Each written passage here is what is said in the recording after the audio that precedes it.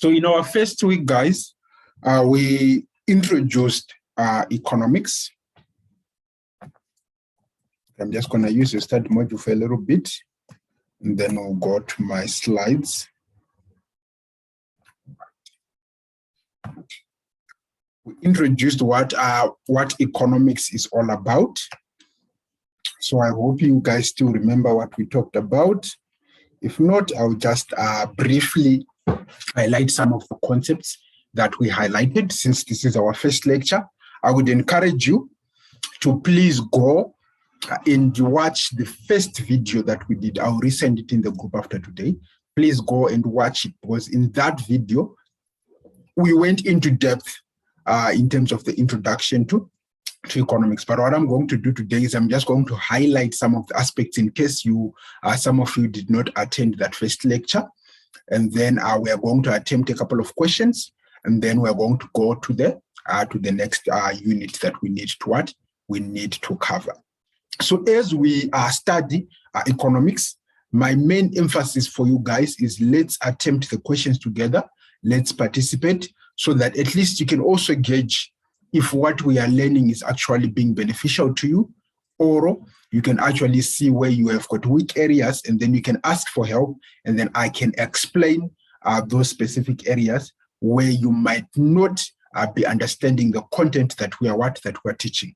That way, you can know that when your assignments come through, they're not going to be a problem. So remember, assignment number 2, we're going to do together in the class, but assignment number 1, it's a quiz. So that one, you have to do it on your own, but the way you do the quiz is what we are going to teach you within the class. So just make sure that you are really attentive to what we are saying, so that at least you can get the snippets that will help you in doing your quiz.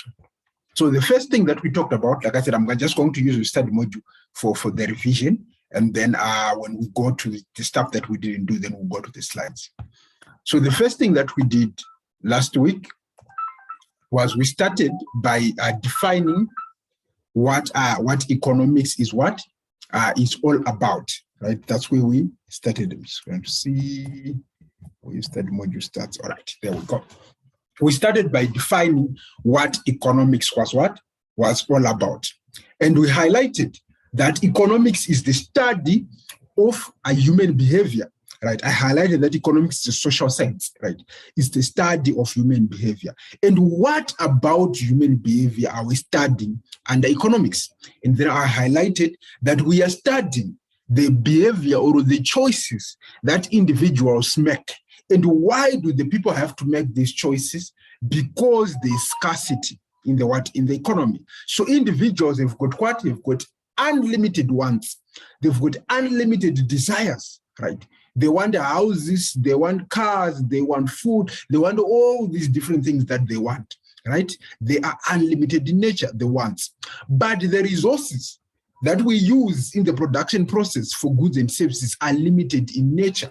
And because these resources are limited in nature, we've got a mismatch. The mismatch is between the resources and the wants. And because of that mismatch, there has to be a choice, right? You have to choose, given the limited nature of the resources that I have, what should I produce, right? What should I consume, right? As an individual. Now, when you are making these choices, there are going to be trade-offs. There are going to be opportunity costs that you're going to face.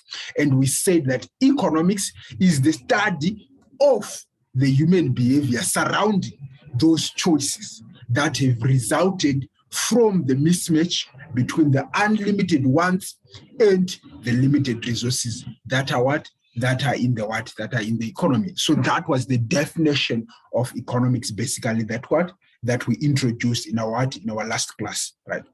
Then after that definition, we highlighted that there are different branches of economics, right? There is macroeconomics and microeconomics. And then there's positive economics and normative economics, right? And then I gave you a little bit of a homework, if I still remember, where I asked you guys to go through, let's see, Where I asked you guys to go through this particular table, where I said it can really show you some of the nitty-gritties because it's examinable. In most exams, you will get 1 or 2 questions relating to trying to identify what is macroeconomics and what is microeconomics.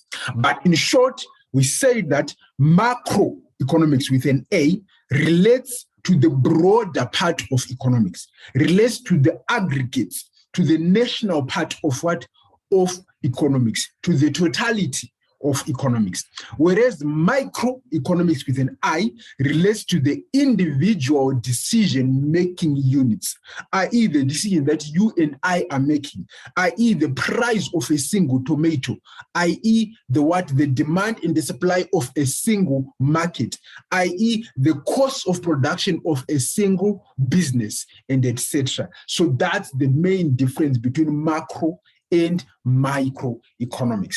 And then lastly, we also talked about what we called positive and normative economics, where we highlighted that when you're looking at positive versus normative economics, also in your notes, very simple, I think it's 1.5. When you're looking at positive and normative economics, we said that positive economics is basically the factual part of economics. Is the theoretical part of economics, where you've got the theories, where you've got the facts, where you've got the tangible data that you can actually prove. And then we said normative economics is where you're now looking at the fundamental judgment that you are putting on an economic situation, where you're saying, I believe or I think this unemployment level is very high, or I think that the government should prioritize unemployment than inflation, or I think the government should distribute more wealth to the poor citizens of South Africa. That is now a judgment or a statement of what ought to be within an economy that you are putting forward as as an economist. So that was the main focus of of our unit number 1, where we highlighted those particular concepts. Right. And then after we had done that, we then highlighted 2 key issues in unit number 1. We highlighted the issue of the economic problem and the issue of the factors of the factors of production. So we highlighted the issue of the economic problem and the issues of the factor of production. Now, in terms of the economic problem, it stems from the definition of of economics. That's where the economic problem comes from. Just give me a second. There's a little diagram that I want to show you. Yeah, this one. It stems from from the definition of economics, where we said economics is about the mismatch between unlimited wants and limited resources, right? So when we have that mismatch, right, we then say that there's what we call scarcity in economics, right? Scarcity is the economic problem. We are saying that how then shall we decide as an economy when we have scarcity? How do we make our choices? What choices need to be made? And then I gave you guys what we call the 3 economic questions of what to produce, how to produce, and for whom to produce. So those were the 3 economic questions that we highlighted specifically when we discussed last week, where I said what to produce pertains to the question of what product, what good or service should I produce, right? And then how to produce. I said it looks at how do we combine the factors of production, how do we combine the resources in our production process. And the question of for whom to produce pertains to the distribution of our goods and our services that we have produced, right? And then after we completed this section, we touched a little bit on unit number 2, right? I remember some of you asking where we are and etc. You seemed a bit lost, where we talked about the factors of production, right? Where I highlighted that when we are saying that resources are scarce in an economy, right? We are speaking about 4 major resources, which is your land, your capital, your entrepreneurial skills, right, and your labor. Those were the 4 resources. And we said that these 4 resources, we can also call them the factors of production. That's what we highlighted. We said we can also call them the factors of production. Those those four resources, right? And then these four factors of production, i.e. land, capital, entrepreneurship, and labor, I highlighted last week that there is a certain remuneration that they can earn you, right? A certain remuneration that they can earn you. And that remuneration, we said that if you own labor, if you have got labor, you get what we call wages, right? Anyone who has labor is paid in what? In wages, or what you normally know as salaries. And then when we said, if you have land, you own what? You get what? You get rentals. Anyone who owns the natural resources gets what? Gets rentals. And then lastly, we said, so the second from last, we said if you've got capital, you are going to get an interest. And then if you've got entrepreneurial skills, you are going to get a profit. So those are the rewards of the factors of what? Of production within a what? Within an economy. So now today we want to what? We want to finish off on the what? On unit number 2 by speaking about the 4 spending entities within an economy, and also the 3 major flows that are found in an economy. Before we what? We go to unit number 3, right? So are there any questions on what we covered last week before we start on what we want to do this week? Trust everyone is happy. Okay, let me share my slides.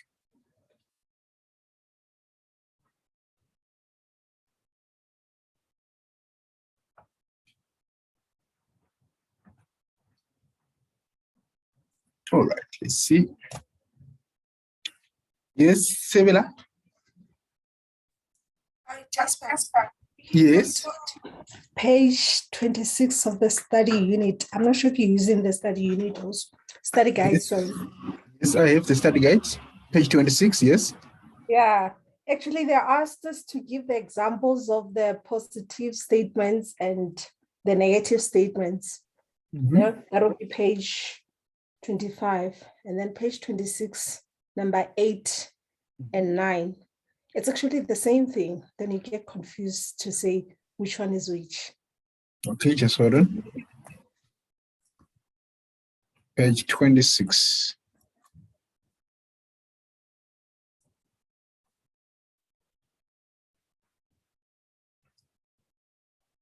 Oh no, that was a what do you call this? A typing error by your lecturer.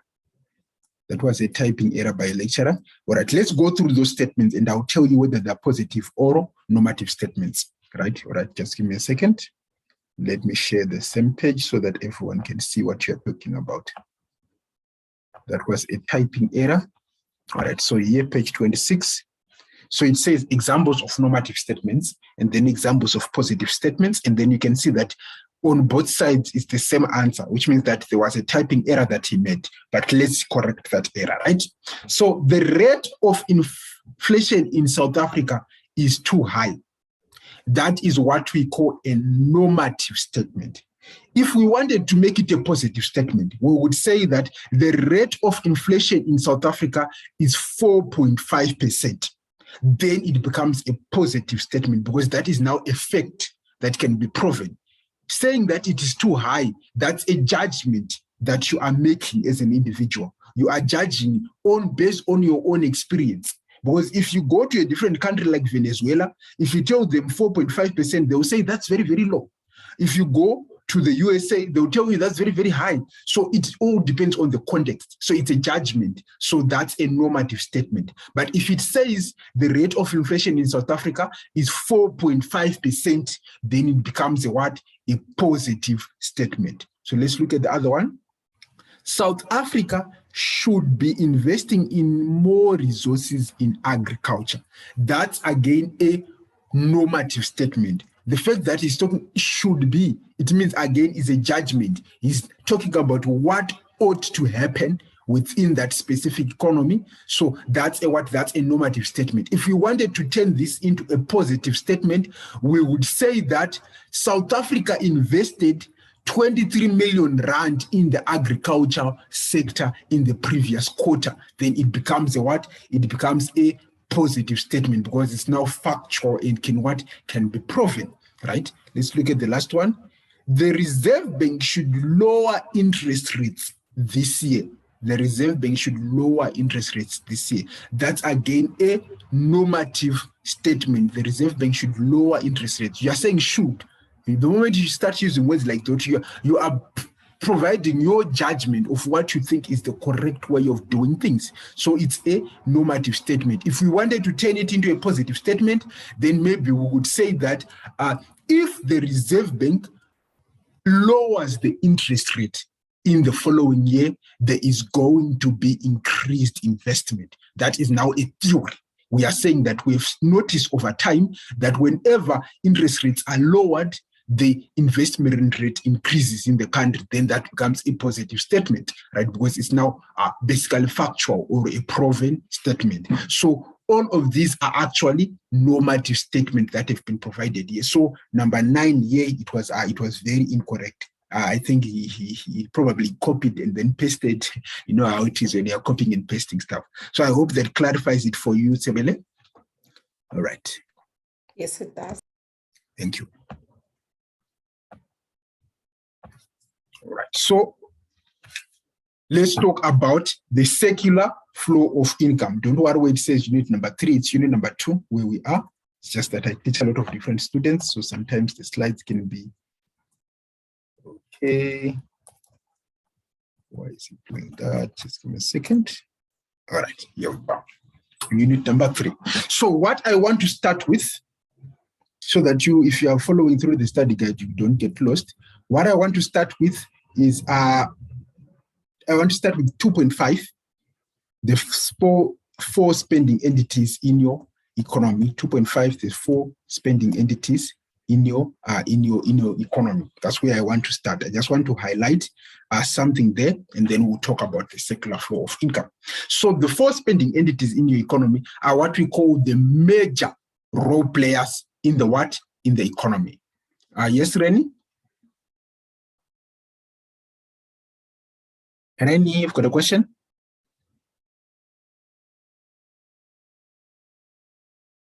Okay, I think he will speak when he wants to. All right. So the 4 spending entities within an economy are basically the major role players. What do you find? What players, what agents do you find within within an economy? So there are what we call households, there are what you call businesses, there's what we call the government, and there's what we call the foreign sector. So once you understand these 4 things, then you can understand better the secular flow of income, because the income and the spending that happens in an economy flows between these different entities, right? So when you are talking about households in economies, right, we are talking about the individuals that are found within an economy. That is you and me. Usually in economics, we don't talk about one person. We talk about a household, because you consume as a what? As a household. You make decisions as a what? As a household. So it can be one person, it can be 5 people, whatever it is, it's just a household. So a household in an economy, we call the households the owners of the factors of production, which means it is the households who own the land. It is the households who own the labor. It is the households who own the capital. It is the households who own the entrepreneurial skills. So the households are the owners of the factors of production in an economy. I hope you get that correctly, right? Then the second group of people that you're going to get is what we call the business entities, right? The business entities, or the firms in an economy, are the production units in an economy. They are the ones that produce goods and services in an economy. So they are creating factories and etc. to produce various goods and services within an economy. So if you look at the relationship now between the households and the firms, you can see that the households actually consume the goods and services that are produced by the firms. And you can actually see that the firms consume the factors of production that the households own. Because remember, we said that the households are the ones with the labor. The households are the ones with the land. The households are the ones with the entrepreneurial skills. The households are the one with the capital. So the businesses, when they want capital, they go to the households. The businesses, when they want land, they go to the households. The businesses, when they want labor, they go to the what? to the households. So you can see that there is a reciprocal relationship between the two. Then we can also introduce the government, and we can also introduce the foreign sector within our economy. Where we are saying that the government now is usually like the governing body within our economy, which can be putting taxes, which can be putting subsidies, and etc. We'll talk a little bit more in detail about the government at a later stage. And then finally, the foreign sector, you are looking at the international sector. As South Africans, we have trade with Botswana, we have trade with Zambia, we have trade with Zimbabwe, we have trade with Mozambique, right? We have trade with all these different countries where we are importing and exporting goods and services and factors of production. We'll also discuss about this one a little bit more at a later stage. Now I want to go back now to where that topic starts, right? So then we are together. Right. So now we are at the beginning, because I wanted you to understand that part first, because it helps you understand a little bit more about some of the terms that we're going to use. So now I'm going right at the beginning, where we are talking about what I think is 2.2. 2.2, that is your page number 3.1. That's the diagram that I want you to have a look at. 2.2, page 31, right? 2.2, page 31. So within an economy, there are three major flows that you're going to see, right? There are three major flows: the flow of production, the flow of spending, and the flow of income. So what do we mean by that, right? When we say the flow of production, we are saying that there are goods and services that are being produced in an economy, and these goods and services are flowing through the economy. Now remember, that's why I wanted to tell you about households and businesses. So who's producing the goods and services? Is the what? Is the businesses. And who's consuming the goods and services? Is the what? Is the households. So there is a flow of production, right? By the what? By the businesses, where they are producing goods and services, and it is going to the what? To the households, right? So there is a flow of production. But this flow of production does not just start with the businesses. It actually starts with the households, because remember, the households are going to supply the businesses with the inputs. They're going to supply the businesses with the factors of production. So when we're talking about the production flow, we are saying that there are resources that are going to flow from the households to the what? To the businesses, and then there are goods and services that are going to flow from the businesses to the what? To the households. So that is the production flow that you find in an economy, right? Now, once the businesses have produced, right? Once the businesses have produced, what are the businesses going to do, right? The businesses are going to pay, right? They're going to pay salaries, right? They're going to pay wages to the what? To the households. They are going to pay rentals to the landlords, to the households. They are going to pay what? They are going to pay profit to the entrepreneurs, again, which are the households. They are going to pay interest to the owners of capital, which again are the what? Are the households. So there's what we call a flow of income, right? So there is income that flows because of production and goes to the what? To the households. So from the businesses, we're going to see some income going to the what? To the households. And then when the households get that income, when they get their rentals, when they get their wages, when they get their interest, when they get their profit, what are the households going to do? They are going to go to the shops and buy, right? So they are going to spend. So they're going to spend. What are they spending on? On the same goods and services that have been produced by the what? By the households. So you can see within this particular flow of production, or within the circular flow of income, you can see that the production flow should be the same as the income flow, should be the same as the spending flow. Normally, that is the situation. You see where it becomes different. We'll talk about what makes it different, right? But usually, what you produce, right? If you produce something, the cost of production, you have to pay someone for that.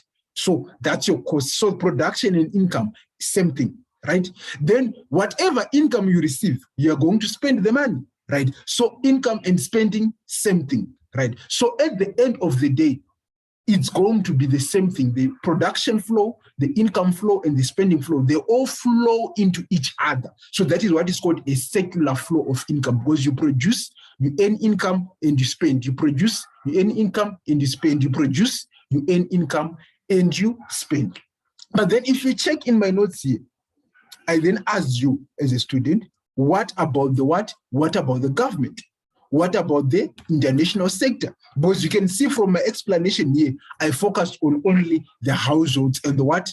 And the businesses, which means that if we introduce the government in the international sector, there's going to be a disruption in our circular flow of income. Right? So let's look at a different diagram.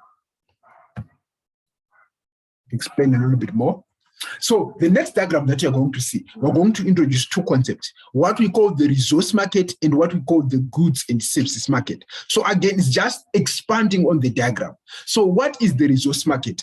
We're saying the resource market is the market in which the households who are the owners of the factors of production are selling their what? Their resources, are selling their what? Their factors of production. It is the market in which they are selling their labor. It is the market in which they are selling their land. It is the market in which they are selling their entrepreneurial skills and their what? And their capital.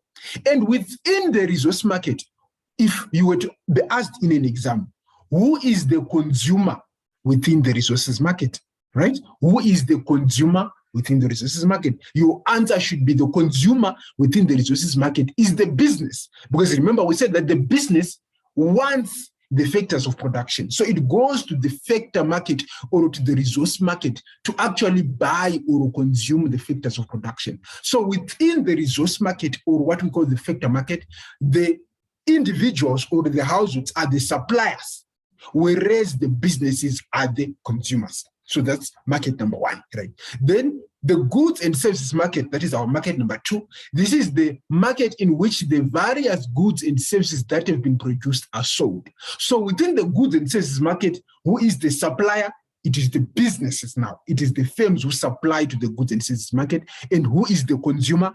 It is now the households, because it is the households who want the potatoes. It is the households who want the Coca-Cola that is being sold in the what? In the goods and services market. So this is a typical exam question. That's why you see me emphasizing who is the supplier or who is the consumer in a particular market, right? Usually in your assignment, it comes to, right? So now that you understand that, you understand the role players, you understand the circular flow of income, and you understand the what? The markets. You can combine all those things to create this diagram now. That is what? That is in front of you. Okay, someone has got a question. Go ahead and ask. Yes, just a quick question. These slides that you're busy sharing that you're showing us now, are you going to share them with us? Yes. Okay. Thank you. Okay, so now you've got what? You can combine these things. But in economics, when we combine certain things, we put in some assumptions, right? So the first assumption that we put is that this is a simple closed economy with no government intervention. So what I mean by that statement is I have ignored the government and I've ignored the international sector. Remember, I said that there are four role players or four spending entities in an economy. So I'm saying let's include the two. Closed economy, we are excluding international sector. No government, we're excluding the government. So we only have got firms or businesses and households, or what we call individuals in this market. So this is our assumption, right?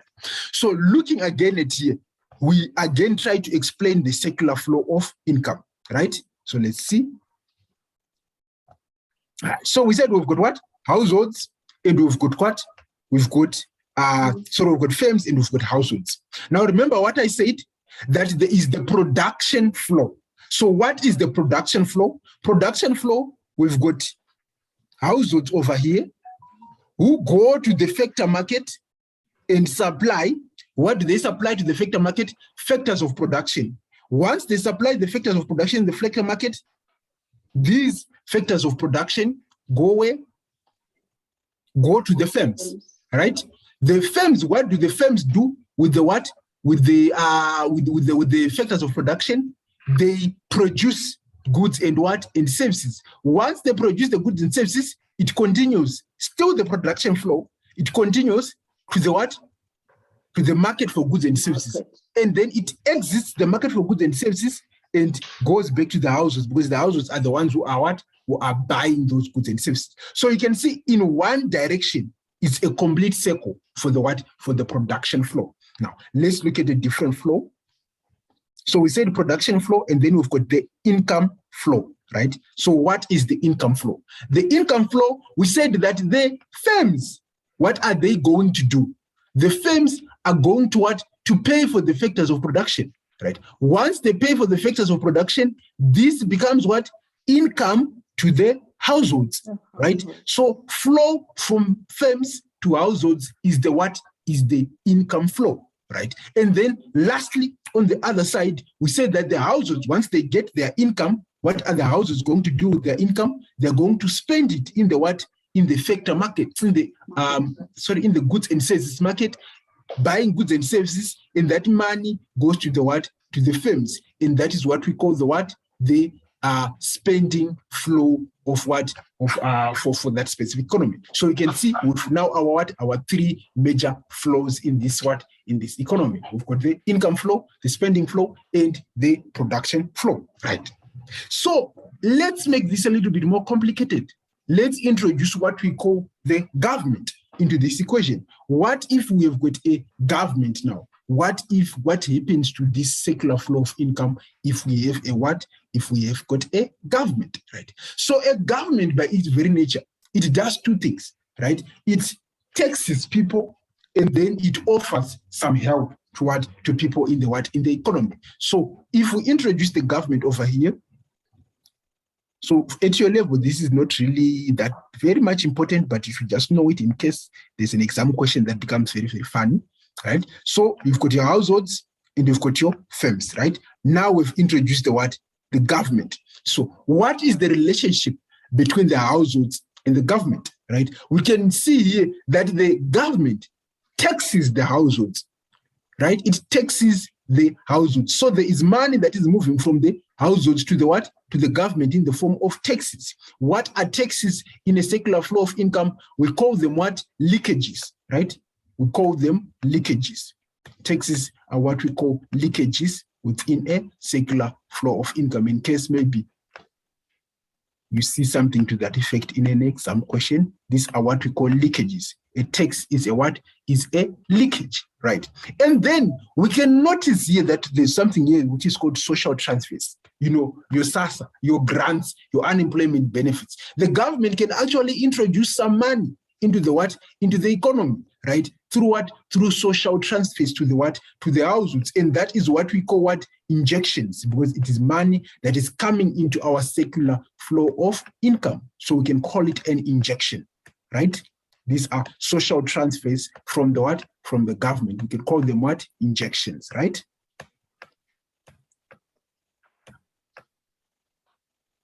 Right. Then how does the government react with firms? Right. Again, same thing. Firms have to pay taxes to the government, which we said taxes are what? Are leakages. And then the government can make purchases. The government can buy stationery, computers, and etc., goods and services from the firms. And this is again another what? Another injection that is happening what? In our what? In our market over here. We're saying that there's an injection by the government in the form of money, in the form of spending capacity that the government is implementing within the what? Within the economy. So you can even complicate it further if you want. You can even not just look at households and firms per se, but look at how does the government affect the resource market? How does the government affect the goods and services market? But it's more or less the same thing. It will end up just being the same thing, but you can look also into that in terms of just broadening your understanding of the involvement of the what? Of the government. But for now, let's leave it there, right?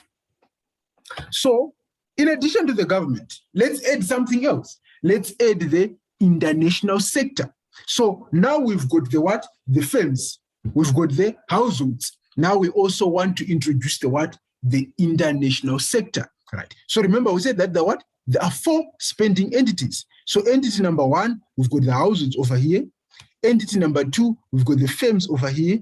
Entity number 3, we've got the government over here. And entity number 4, we've got the international sector over here. So those are our 4 spending entities that we find within the what? within the circular flow of income. Again, same thing. So you can see in here, you've got your markets, market for goods and services, you've got your factor market, and then the relationships are basically the same. We'll talk about international, but if you check, this is what we're explaining.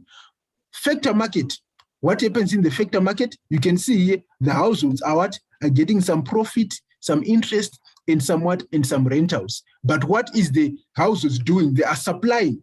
There's something that they are supplying to what? To this specific market, which is the what? The labor, the land, the capital, and the entrepreneurial skills, right? Let's look at the firms. What is happening to the firms? The firms are paying into the factor market, right? But what are they getting from there? They are getting the what? The land, the capital, the resources, and etc. that they're getting from the what? From the factor market, right? And then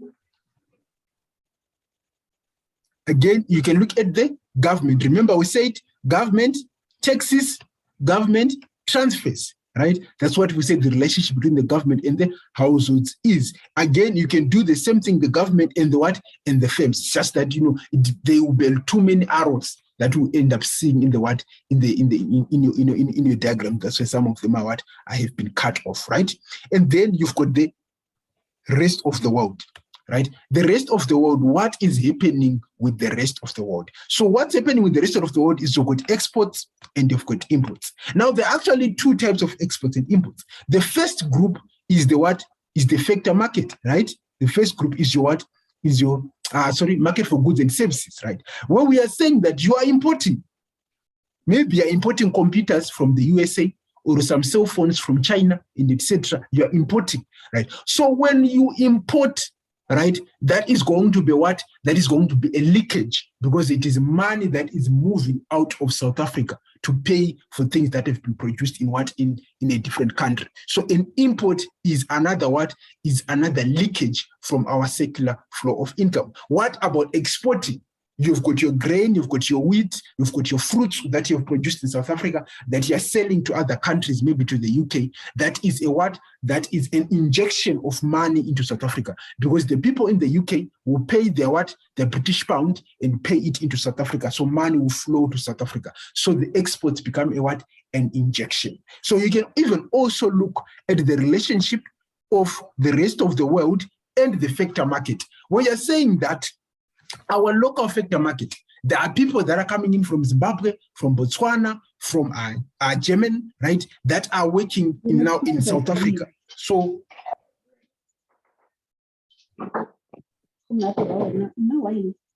okay, let's just make sure that our mics are muted. That are working in what? In South Africa, right? So these people that are working in South Africa, it becomes a what? It becomes a leakage because we have to pay them income. That income goes back to their home country, right? But there are also South Africans that are working in the US, that are working in Ghana, and etc. So those South Africans are bringing also some foreign currency back into what? Into South Africa. So it becomes an injection. So you can look at the foreign sector and see how it reacts to these things. Then many authors also introduce a fifth one. So remember, we said that there are four. You can also introduce a fifth one, but for your guests, it's not necessary. But you can also introduce a fifth one, which is the financial markets. We are now looking at savings and what? And investments. We are saying that what is the impact of savings? Because remember, we are assuming that you get money, you spend it all. That's what we are assuming. But some people don't spend all of their money. Some of it ends up in the banks, right? Then we are also assuming that the businesses are only using capital that is what? That is already there. But what if there are some savings that the banks have that they are going to invest into the what? Into the economy? So the financial sector can also impact our circular flow of income. But we don't want to go into detail with that because it's not part of your what? Part of your major part of your syllabus, right? So that is basically what the circular flow of income is all about. So let's go and check your study module to see if we covered everything on this before we proceed to the next section. If there are any questions, feel free to ask right now, as I'm just checking if I covered everything. I just want to make sure that we did not leave anything out.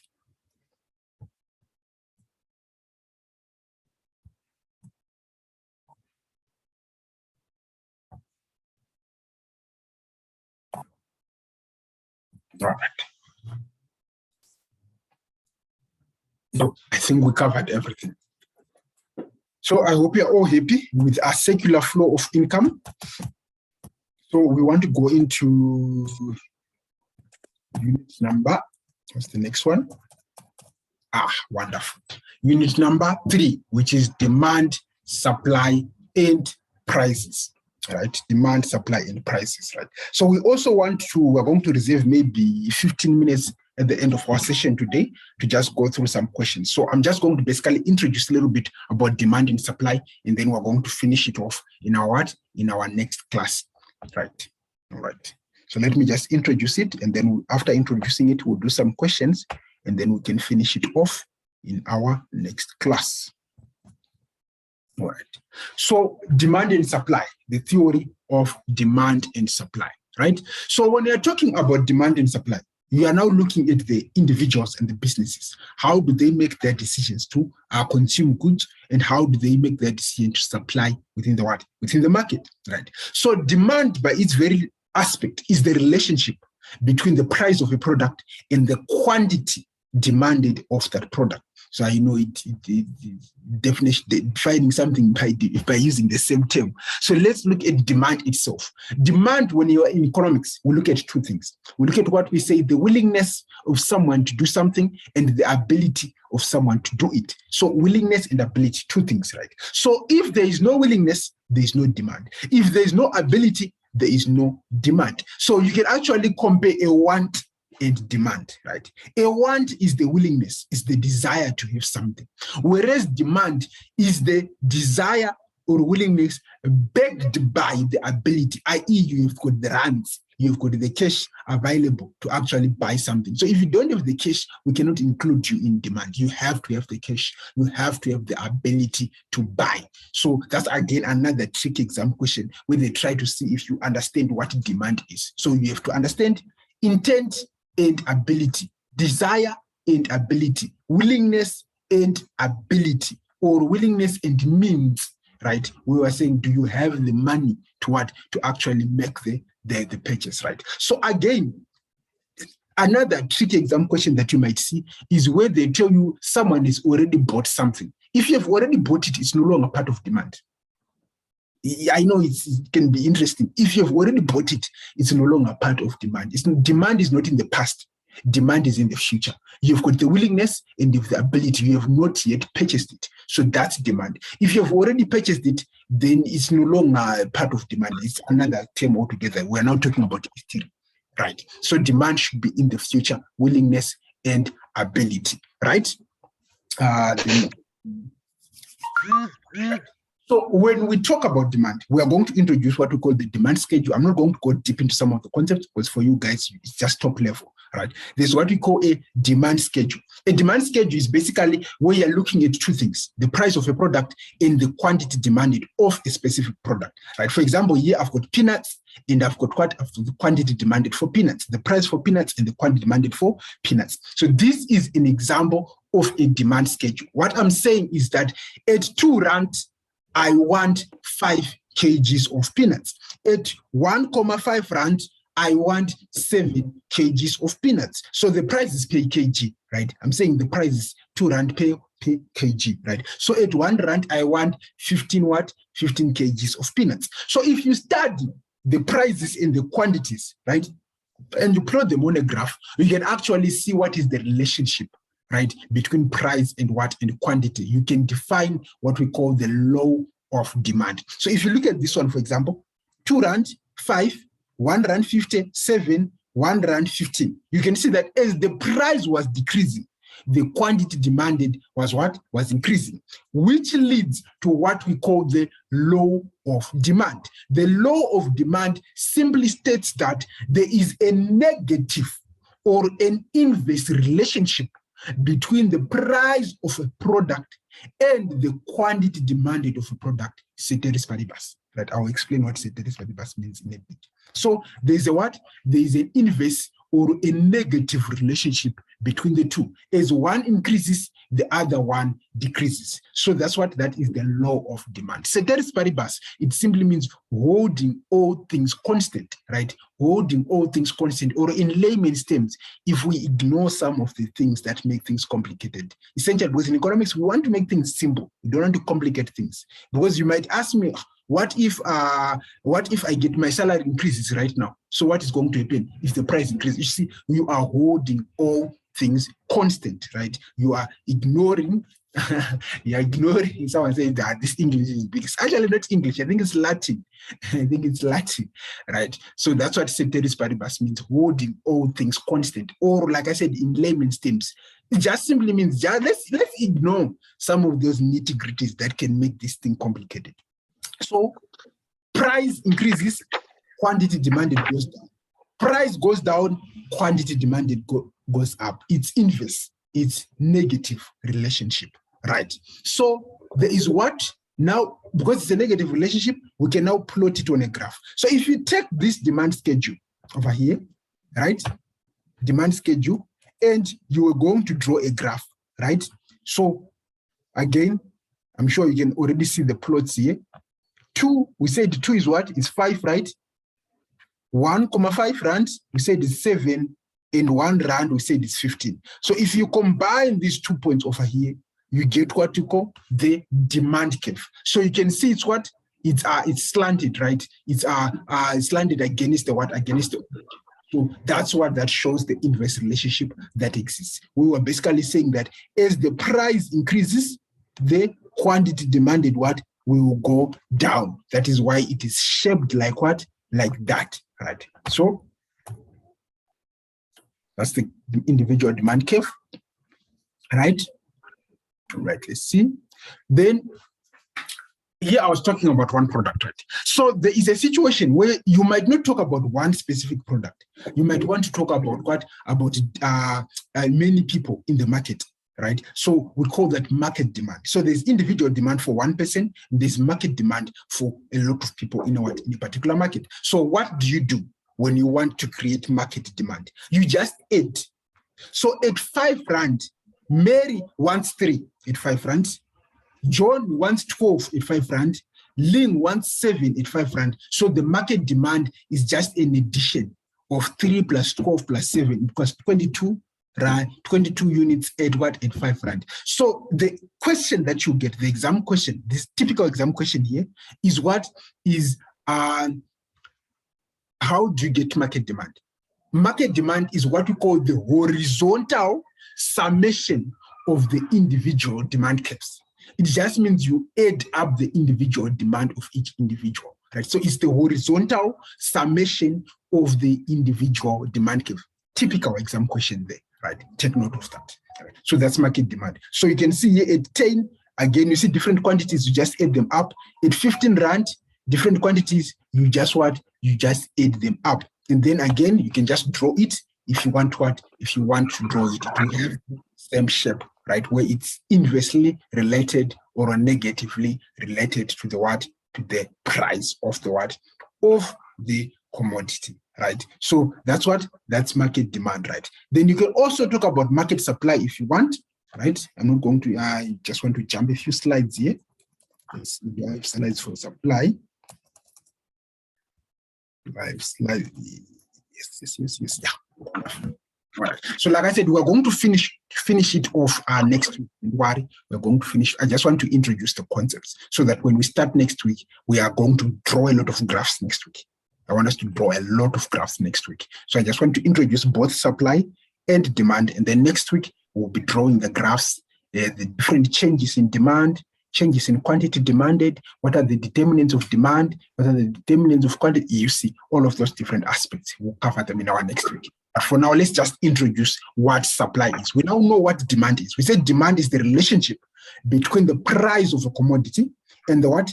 And the quantity demanded of a commodity. And we said that there was a negative relationship between the what? Between the two. So what is what? What is supply? So supply now is the relationship between the quantity supplied of a commodity and the price of that specific commodity. again, there has to be a bit of willingness and a bit of ability, right? So when I'm saying willing, we are saying the supplier is willing to supply at that specific price. He's happy with the money that you're giving. He's willing to supply. Ability, we are saying that the supplier actually has the products in the shop, because he might be willing to supply, but if he does not have the products in the shop, then he should not be part of supply. So there has to be intent and means again. Just like under demand, there has to be intent and there has to be means of that again. Then same concept again. When we say that there is individual supply, we're looking at the supply curve of one specific company. And then when we say there is market supply, we're looking at the supply curve of all the different companies that are in that specific industry.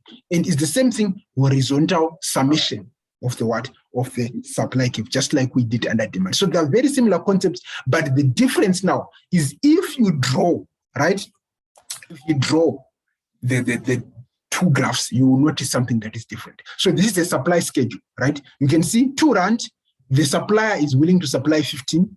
1.5 rand, the supplier is willing to supply 7. 1 rand, the supplier is willing to supply 3. So what is the difference with demand? You can see over here, as the price was decreasing, the quantity supplied. So quantity supplied is QS, not QD. Can I change this here? Or it's already too late to change it. It's fine. I think I'll have to change it if I send it to you guys. All right. So it's QS for quantity supplied. QD is for quantity demanded. So we are saying that as the price was reducing, the quantity supplied was reducing. Or as the price was increasing, the quantity supplied was what? Was increasing for that specific product. So this brings us to what we call the what? The law of what? The law of supply. All right. I think again I'll change it. S over here.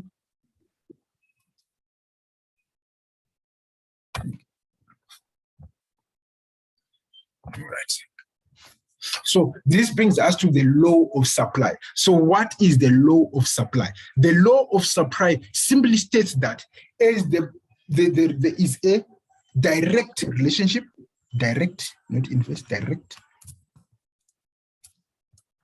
There is a direct relationship between the what? The quantity supplied and the price of a product. There is a direct relationship, or what we call a positive relationship between the price and the quantity supplied. Because remember, the price reflects the revenue that is being received by the what? By the company. So as the revenue increases, the company will supply more of it. That's a direct relationship. So again, you can draw it on a little graph, and then if you plot it out just like that, you're going to end up with what? With a straight line like that one, or whether it's curved or not, it doesn't really matter. But you can see it's different now. With demand, if you still remember, with demand, it was something like this.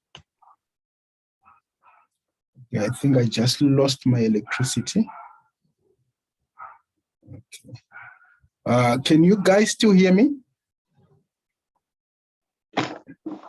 Yes, we can hear you. All right.